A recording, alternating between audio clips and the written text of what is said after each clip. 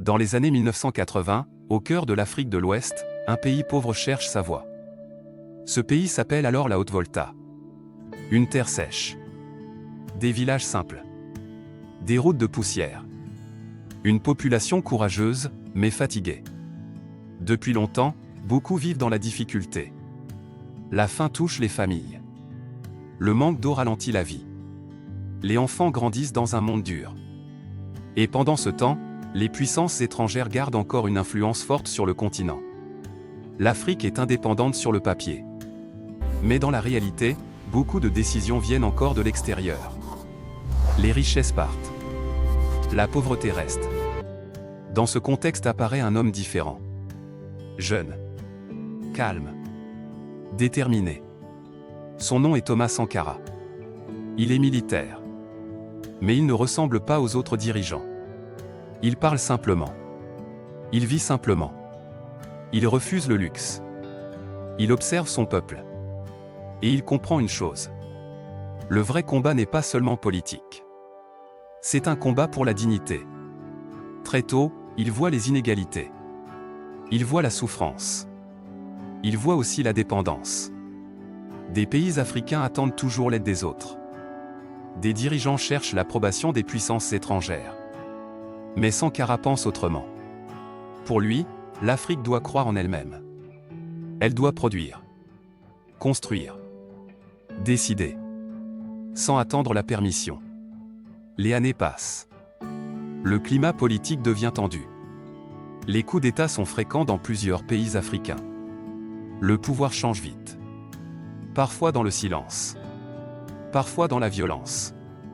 La Haute-Volta traverse aussi cette instabilité. Puis un jour, tout change. En 1983, Thomas Sankara arrive au pouvoir. Le pays entre dans une nouvelle époque. Très vite, il prend des décisions fortes. Des décisions que peu de dirigeants osent prendre. Il change le nom du pays. La Haute-Volta devient Burkina Faso. Le pays des hommes intègres. Un nom puissant. Un nom symbolique. Comme une nouvelle naissance. Sankara veut transformer le pays. Mais il veut aussi transformer les esprits. Il demande au peuple de croire en lui-même. Il parle directement aux citoyens.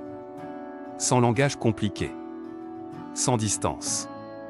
Il porte souvent un simple uniforme. Pas de palais immense. Pas de vie luxueuse. Il veut montrer l'exemple. Pour lui, un dirigeant doit servir. Pas dominer. Très vite, des changements apparaissent. Le gouvernement lance des campagnes pour planter des arbres. Car la terre souffre. Le désert avance. Les villages manquent d'eau. Alors des milliers d'arbres sont plantés. Le pays bouge. Le peuple participe.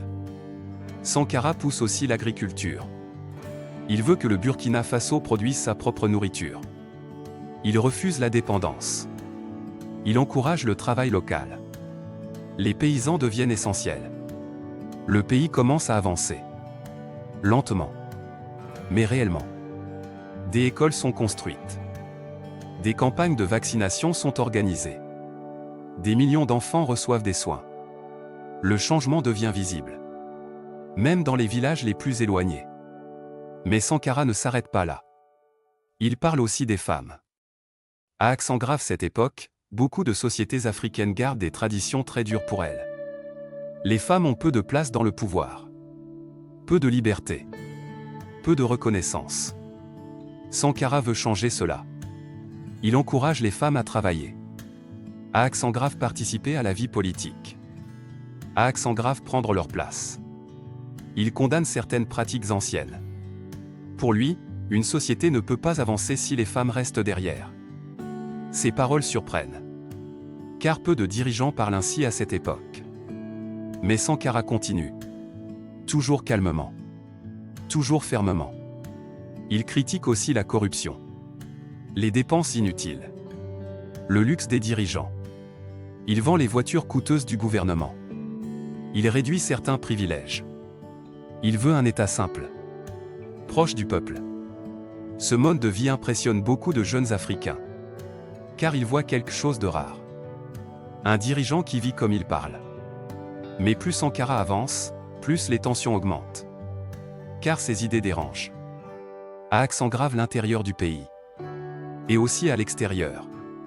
Certaines puissances observent avec inquiétude. Sankara parle d'indépendance économique. Il critique les dettes imposées aux pays africains. Il affirme que l'Afrique doit se relever seule. Ses discours circulent. Dans les radios. Dans les rues. Dans les universités. Son image grandit. Pour certains, il devient un symbole. Pour d'autres, un danger. Mais lui continue. Il voyage. Il rencontre d'autres dirigeants africains. Il appelle à l'unité. Il parle d'une Afrique forte. Libre. Respectée. Ses paroles touchent beaucoup de monde. Parce qu'elles semblent sincères.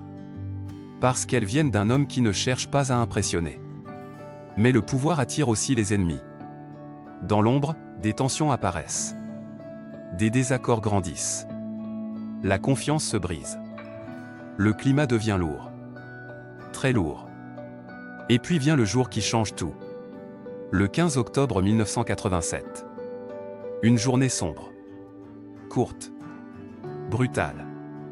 Thomas Sankara est tué. Le choc est immense. Le silence tombe sur le pays.